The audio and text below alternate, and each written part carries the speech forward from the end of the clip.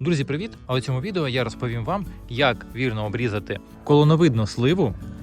Вона ж диплоїдна слива під назвою Анже. Вона дійсно колоновидна, як ви можете бачити, немає зовсім бокових розгалужень. Тут закладаються у неї плодові бруньки і всі пагони у сливах. Але, як ви можете бачити, вона дуже загущається і її потрібно обрізати, щоб пагони стали товстими і витримували великий врожай, щоб вони потім не попадали з врожаєм по боках. А для цього нам, по-перше, потрібно знайти ті гілки, котрі доторкаються або перехрещуються, або дуже ростуть одна до одної і всередину дерева.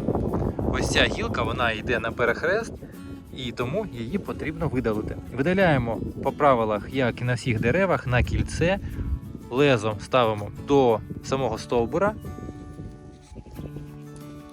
і відрізаємо.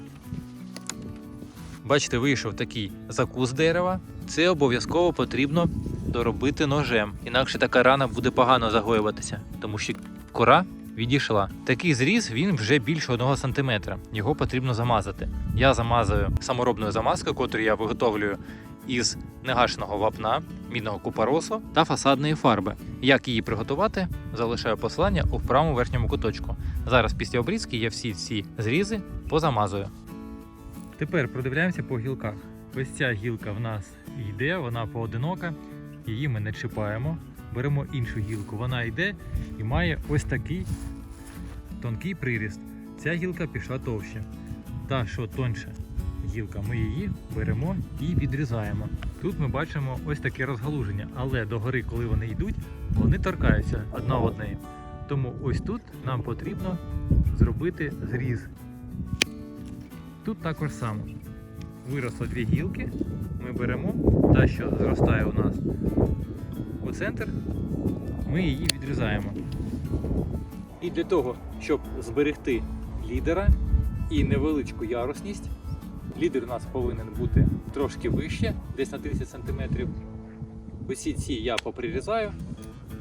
По-перше, це сформує більше плодових бруньок, а також я отримую ще додаткове розгалуження.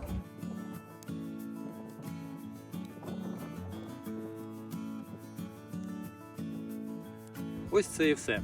За нею дуже легкий догляд, гілок утворює дуже мало, але врожай дає дуже великий. Якщо ви будете підписані на мій канал, то ви його побачите у цьому році. А також, якщо знову у цьому році не буде заморозків, котрі минулого року згубили весь врожай. Якщо залишилися питання, задавайте їх в коментарях.